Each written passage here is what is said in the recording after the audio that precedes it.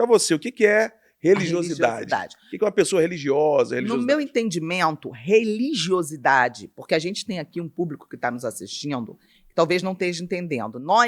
Vamos explicar principalmente para os católicos que estão nos assistindo, que me amam, muitos católicos me amam, eu me dou super bem com eles, porque eu falo de uma forma muito abrangente. Os católicos, por exemplo, eles não usam a palavra religiosidade no sentido pejorativo como nós crentes evangélicos usamos. Para os católicos, religiosidade é uma palavra positiva. Pois a religião, para eles, é uma coisa de religação com Deus. Uma fulana de tal é religiosa, uma mulher religiosa. Isso, para eles não é pejorativo. Nós, evangélicos, usamos muitas vezes a palavra religiosidade no sentido pejorativo, no sentido de ser contrário, aí nós vamos conseguir definir a palavra para eles. No sentido contrário à palavra relacionamento. Então nós entendemos que a vida que Deus exige de nós e quer de nós é o que você acabou de falar de relacionamento. Eu sou filha, você é filho. Deus não quer da gente uma religião mecânica, um dogma mecânico, um bater ponto sem um relacionamento de coração verdadeiro, íntimo e sincero.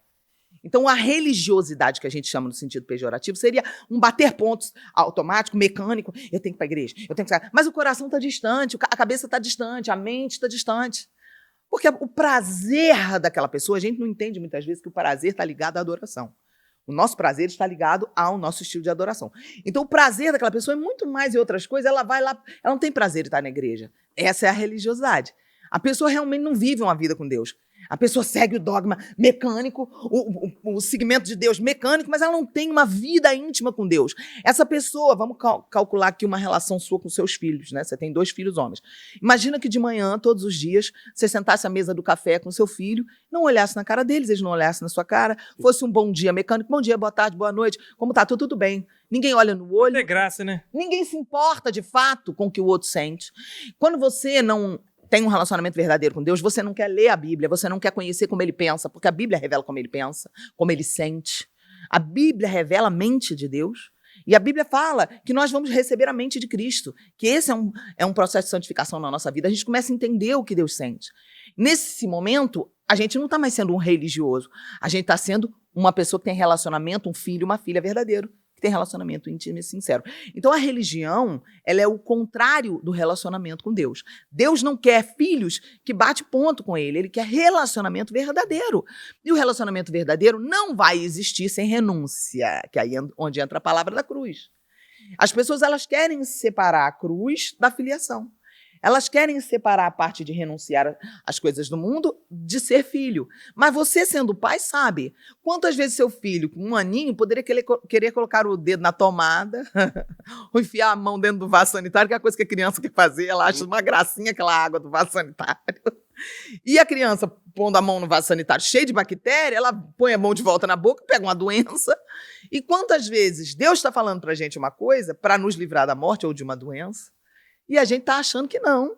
Não, Deus me entende. O meu prazer, quer dizer, falta de submissão ao conhecer a palavra, falta de submissão ao Deus Todo-Poderoso, arrogância de achar que a gente sabe mais do que Deus, arrogância de não querer se submeter ao propósito e à vontade de Deus, que muitas vezes não é igual para todo mundo. Né? Existem mandamentos que são para todo mundo, para geral, né? Ide por toda a terra pregar o evangelho para toda criatura, é mandamento geral. Deixa eu fazer a pergunta. Né? Mas tem coisa que é individual, né? Por exemplo, escutar a música do mundo é individual ou é para todo mundo? Escutar a música do mundo é para todo mundo. Mas o que é a música do mundo? Vamos ser bem específico. Que é música do mundo? Vou explicar. Por que a música do mundo é para todo mundo? Porque quando Deus criou o universo, ele criou a música, ele criou através do som. Gênesis 1:3 comprova que na Bíblia há uma teologia do som. Em toda a Bíblia, de Gênesis a Apocalipse, nós temos uma teologia do som revelada. E disse Deus, Gênesis 1:3, haja luz. A onda sonora que saiu da boca de Deus materializou a luz. Sim. Não foi a luz que existiu primeiro.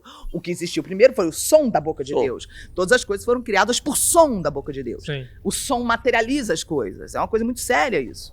Então a gente não tem ideia, porque o diabo ele tem trabalhado de uma maneira sorrateira para esconder certas verdades e selar e fechar o nosso entendimento para que ele consiga entrar debaixo da nossa porta como se fosse uma formiguinha, e aí ele vai criando como se fosse um ninho de cupim silencioso nas nossas vidas. E dessa forma ele vai matando o nosso fervor e a nossa paixão por Deus. E milhares de pessoas estão caindo, líderes que foram grandes nomes hoje a gente vê caindo. E é insano, a gente começa a não entender por que tem gente que foi tão firme e de repente cai. E aí você olha para a minha vida e para a vida de quem realmente entendeu esse princípio que eu estou falando aqui, de não aceitar a adoração contrária, e você vai ver que essas pessoas permanecem firmes. Eu permaneço firme até hoje, com todas as loucuras que eu vivi, eu continuo firme. E a mesma, se você conversou comigo há 10 anos e conversou hoje, eu estou a mesma e mais intensa. Por quê? Porque a música, assim como todas as artes, e a música é a mãe das artes, porque ela é a primeira de todas, tudo foi criado por som, a música foi criada para invocação, adoração e culto. Todas as artes foram criadas para adoração, invocação e culto. E Deus, ele é super flexível com todo tipo de situação, até pecado, sabe? Ele é flexível. Ele vê que você fazendo uma besteira, ele vai, meu filho, vou te ajudar a sair disso. Mas Deus nunca é flexível com adoração, invocação e culto. Se tem uma coisa que Deus vai ficar irado, é se você adorar outros deuses, invocar outros deuses ou cultuar outros deuses. O perigo da música é que quando a música, como você está falando, né, Gilvan? O que é a música do mundo? Quando a música não veio da fonte eterna, ela veio da fonte de Satanás. Não existe equilíbrio, não existe muro. Ou você é frio, ou você é quente. Não existe muro, o muro já é do capeta, entendeu? Então o que acontece? Não existe música da alma. Não. Toda música é inspirada. Toda arte, não digo só música. Sim. Toda arte é inspirada. Inspiração, a palavra já vem, tá ligada a espírito, essa palavra. Por isso que é inspiração, tá ligada a espírito. Toda inspiração tem um espírito inspirador por trás. Não existe inspiração sem uma influência espiritual. E aí muita gente fala, não é música do mundo, a minha música, mas também não é de Deus. Eu digo o seguinte, olha, se você é um cristão que faz uma música, não coloca tarja gospel, mas você recebe o Espírito Santo na sua vida, a tua música será de Deus, ainda que você não coloque tua tarja gospel. Mas você é crente, o que está em você vai ser ministrado em sua música. Da mesma forma, o cara que serve ao diabo, ou abertamente, ou veladamente, mas ele serve a Satanás, ele, quando está compondo na casa dele, o Espírito que vem inspirando ele não é o Espírito Santo.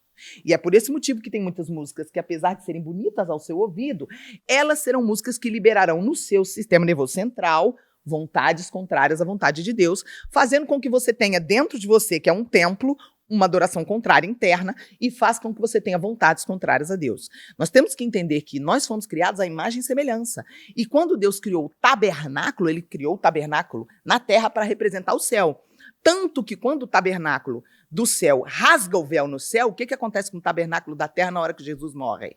Rasga o véu na terra, porque rasgou o véu no céu. Ou seja, são verdades paralelas. Deus mandou construir um tabernáculo para mostrar como é que o céu funciona. E o tabernáculo era dividido em 3 partes. Átrio, santo lugar e santo dos santos. Nós somos espírito, alma e corpo. Corpo, alma e espírito. Exatamente um tabernáculo. Só que agora, dentro de nós temos como se fosse um MP3 mental, um player mental. A gente tem uma memória de músicas. A gente tem dentro da gente o poder de tocar dentro da gente uma música. Você pode estar com uma música na cabeça por horas, porque você é um templo. Dentro de você também toca, também flui. Então, o que acontece? O diabo, o prazer dele é zombar e dizer, Deus, eu não posso mais tocar em você, mas olha ali teu filho, que é teu templo, a minha música está tocando dentro dele por horas.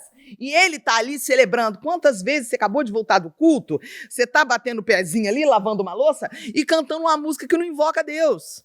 Satanás está rindo e dizendo aí, acabou de chegar do teu culto.